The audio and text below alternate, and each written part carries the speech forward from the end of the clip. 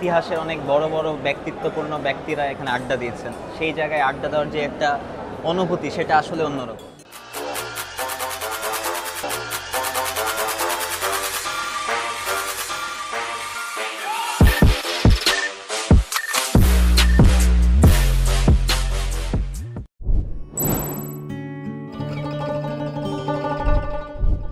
আসসালামু আলাইকুম everyone, welcome to day 3 কলকাতাতে। আর আজকে আমাদের তৃতীয় দিন কলকাতায়। সো আজকে প্রায় হাফ ডে, আসলে বৃষ্টির জন্য আমাদের হাফ ডে নষ্ট হয়ে গেছে। সো আমরা প্রায় বিকালের দিকে বের হলাম। সো দেখতে থাকুন, আশা করি আজকের পার্টটা সবার ভালো লাগবে।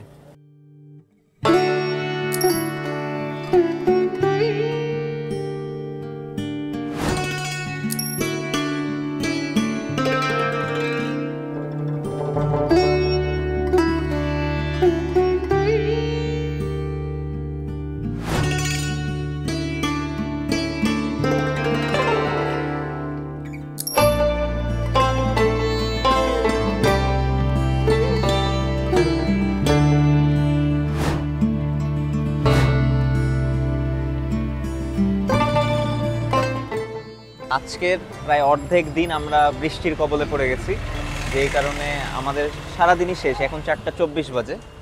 আমরা এখন দাঁড়িয়ে আছি কলকাতার বড় বাজারে। আর কলকাতা মানে ঐতিহ্য, কলকাতা মানে সংস্কৃতি। এই কারণে আজকে আমাদের আউটফিটটা এরকম, আমরা পাঞ্জাবি পরে চলে এসেছি। আর আজকে আমরা একটা ইন্টারেস্টিং জায়গায় যাচ্ছি, যেটা কলকাতায় আসলে না গেলে নয়, সেটা হলো জোড়াসাঁকোর ঠাকুরবাড়ি।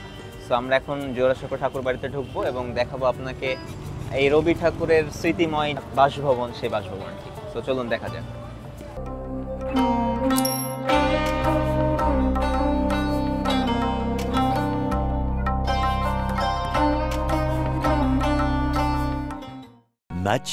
Much later. আমরা এখন জোড়াসাঁকোর ঠাকুরবাড়ি থেকে বের হলাম। সবচেয়ে স্যাডেস্ট পার্ট হলো যে আমরা আজকে সারাদিন হাফ ডে শেষ, তারপরে এসেছি। আর এই লেট করে আসার জন্য জোড়াসাঁকো ঠাকুর বাড়িতে সময় খুবই কম ছিল, কারণ এটা বন্ধ হয়ে যায় 4:30 4:30তেই। আমরা এক্সট্রা একটু টাইম নিয়ে 5টার মধ্যে, মানে আধা ঘন্টা সময় পেয়েছি শুধু সম্পূর্ণ বাড়ি ঘুরে দেখার। এটা অনেক একটা স্যাড বিষয়, কারণ অনেক সুন্দর একটা বাড়ি, আর যেখানে রবি ঠাকুরের এত স্মৃতি, রবি ঠাকুরের জন্ম, রবি ঠাকুরের প্রতিটি দেয়ালে, প্রতিটি ঘরে স্মৃতি জড়িয়ে আছে। সেই সব সম্পূর্ণ বিষয়টা আসলে সম্পূর্ণভাবে উপভোগ করার সুযোগ হয়ে ওঠেনি। আজকে আমরা কোনো ভিডিও করতে পারিনি, এখানে ভিডিও করা সম্পূর্ণ নিষেধ।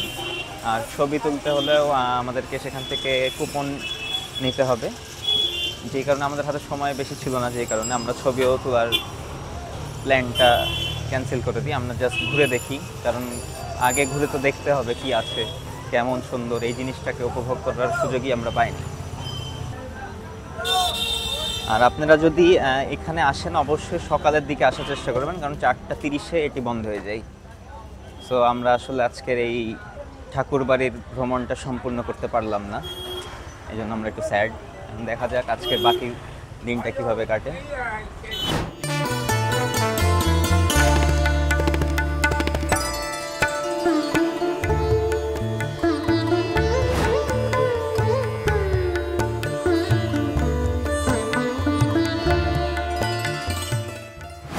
বড় বাজার, অনেক বিশাল একটি বাজার, আর এখানে আপনারা প্রায় সব কিছু পেয়ে যাবেন। এখানে আমরা যে রোডটা দিয়ে হাঁটছি এখন, এই পুরো রোডে সম্পূর্ণ পুজোর যত সামগ্রী আছে সব কিছু পাওয়া যায়।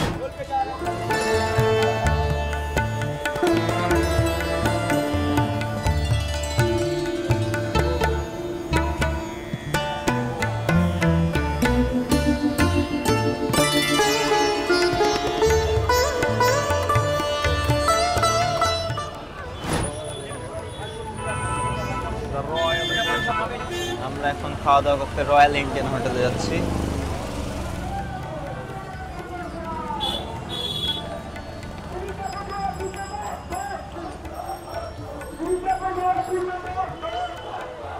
এখানে বিশেষ করে মুসলিমদের জন্য যত পাঞ্জাবি, আতর, সব কিছুর দোকান আছে আশপাশে। আমরা এখন দুপুরের খাবারের জন্য এসেছি রয়্যাল ইন্ডিয়ান হোটেলে, যেটা মূলত অনেক আগের একটা ফেমাস হোটেল। 1905 সালে এই হোটেলটা যাত্রা শুরু করে তাদের। আমাদের ছিল রয়্যাল মাটন চাপ, আতিক নিয়েছে মাটন বিরিয়ানি, আমি রুমালি রুটি, তার সাথে মাটন চাপ। सलाद ला रहे ওকে, আমরা সারাদিন ক্ষুধার্ত থাকার পরে কেমন টেস্ট?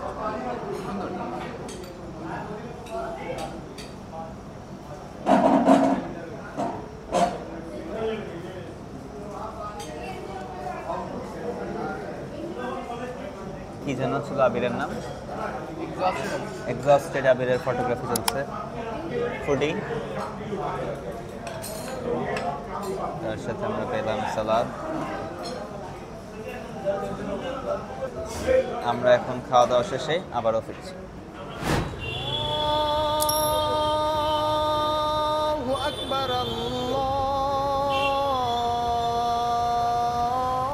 कितना थोड़ा कम कीजिए। कितना बोले आप? 150। मतलब एक घूम के इस पर उतर देंगे। हाँ, अब लाइट ओके, चलिए चलिए 150। हाँ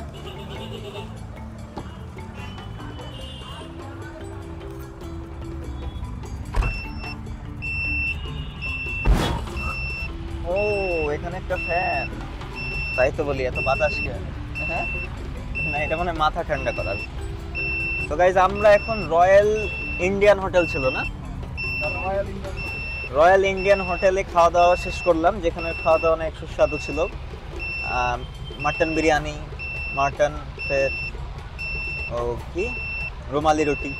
তো খাওয়া দাওয়া শেষে আমরা এখন বড় বাজার থেকে রওনা দিচ্ছি হাওড়া ব্রিজের উদ্দেশ্যে।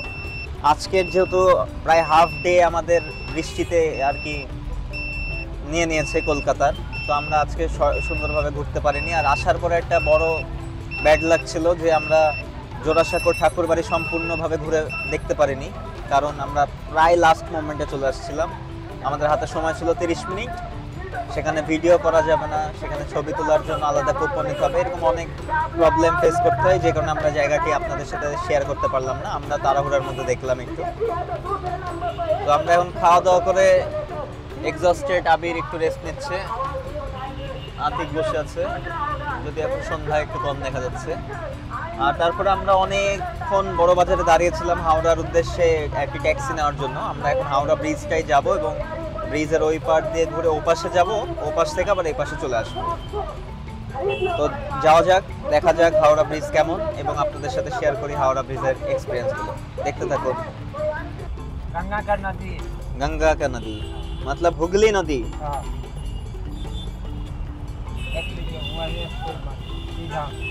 हम अगर जाना चाहे तो किधर से जाएंगे? इधर से ही? हाँ इधर से उतर के उधर पैदल के जाना पड़ेगा? हाँ और ये है हावड़ा ब्रिज का हाँ। वो पिलर। हाँ पिलर है। तो हम इसके ऊपर उठेंगे अब इधर से ही, मतलब हाँ। हम उठ रहे हैं। हाँ हमरा ब्रिज उठ गया। ওকে, আমরা এখন হাওড়া ব্রিজে উঠছি। আর হাওড়া ব্রিজে ওঠার বাম পাশে আপনারা যে জায়গাটা পাবেন এটা इसमें হলো, पाया नहीं है, হ্যাঁ, इसमें कोई नाट यूज नहीं होता है, नाट बोल्टू। नॉट बल्टू पर হ্যাঁ, খুবই বিস্ময়কর একটি ব্রিজ, যেটি অনেক বছর ধরে দাঁড়িয়ে আছে এবং যেটির আরেকটি নাম হলো রবীন্দ্র সেতু। ये है हमरा আমরা এখন হাওড়া ব্রিজে উঠছি।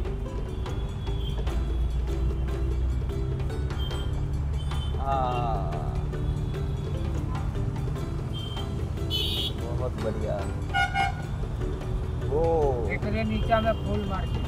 এই বামের নিচেই ফুল মার্কেটটা? আচ্ছা, এই বাম পাশের নিচেই ফুল মার্কেটটা আছে, মল্লিক ঘাট ফুল market.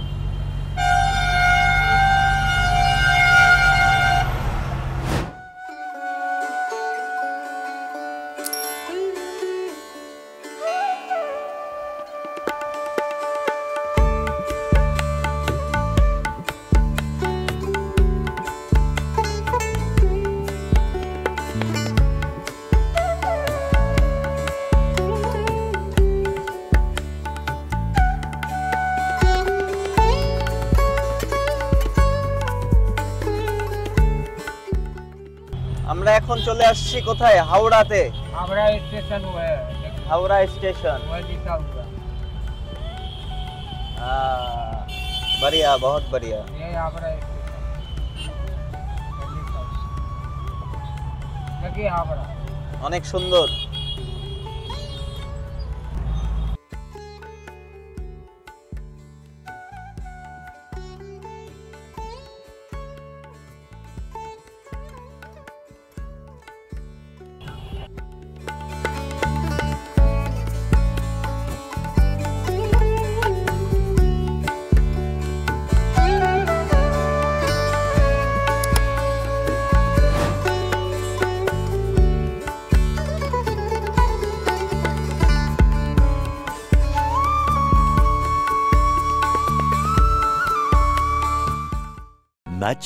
Much later. So guys, আমরা এখন চলে আসছি কলকাতার সবচেয়ে পপুলার কফি হাউসে, যেটা আমরা অনেকেই গান শুনেছি মান্নাদের। কফি হাউসে সে আড্ডাটি আজ আর নেই। আর এই সেই কফি হাউস, যেই কফি হাউস নিয়ে মান্না দে এই গানটি করেছিল। এবং আপনি আমার পিছনে দেখতে পাচ্ছেন ভরপুর এই হলটি, যে হলটি ইতিহাসের সাথে জড়িয়ে আছে। মূলত এই হলটির অনেক ইতিহাস আছে, যেগুলো আমরা আপনাদেরকে জানাবো।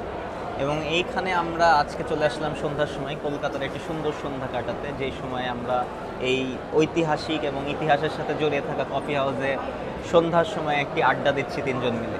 যদিও এখন জেন জির আড্ডা দেওয়ার জায়গাগুলো পরিবর্তন হয়ে গেছে, তারা নানান আনাচে কানাচে গড়ে ওঠা অ্যাডভান্স কফি হাউসে আড্ডা দিচ্ছে, তবে এটি যে ট্র্যাডিশনাল কফি হাউস, যেই কফি হাউসে ইতিহাসের অনেক বড় বড় ব্যক্তিত্বপূর্ণ ব্যক্তিরা এখানে আড্ডা দিয়েছেন, সেই জায়গায় আড্ডা দেওয়ার যে একটা অনুভূতি, সেটা আসলে অন্যরকম। আর আমাদের অনুভূতিটাও আসলে খুব সুন্দর। তো দেখতে থাকুন আমাদের ইন্ডিয়ান কফি হাউসের আজকের এই আড্ডাটি কেমন হয়।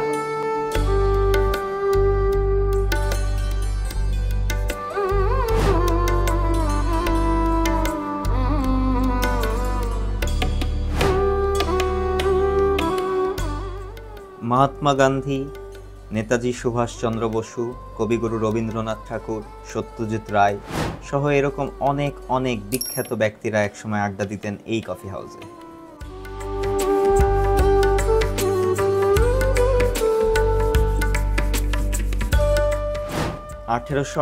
সালের এপ্রিলে তৎকালীন ব্রিটিশ রানী ভিক্টোরিয়ার স্বামী অ্যালবার্টের নামকরণে এটির নাম করা হয় অ্যালবার্ট হল। এরপরে প্রায় 140 বছর কেটে গেছে। 1957 সালে এই ইন্ডিয়ান কফি হাউসটি তার যাত্রা শুরু করে।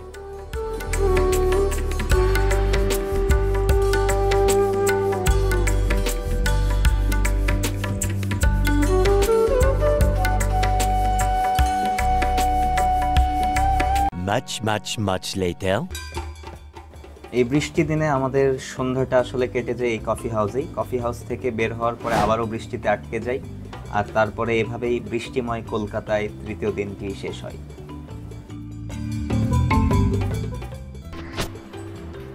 সো গাইজ, আমরা এখন অবশেষে হোটেল রুমে ফিরলাম, কারণ আজকে বৃষ্টিতে কলকাতা আমাদেরকে সাথ দেয়নি। আমরা জোড়াসাঁকোর ঠাকুরবাড়িতেও ঘুরতে পারিনি, বইপাড়াও ঘুরতে পারিনি। সেভাবেই গেল তৃতীয় দিন। দেখা হচ্ছে আবার আগামীকাল কলকাতায়।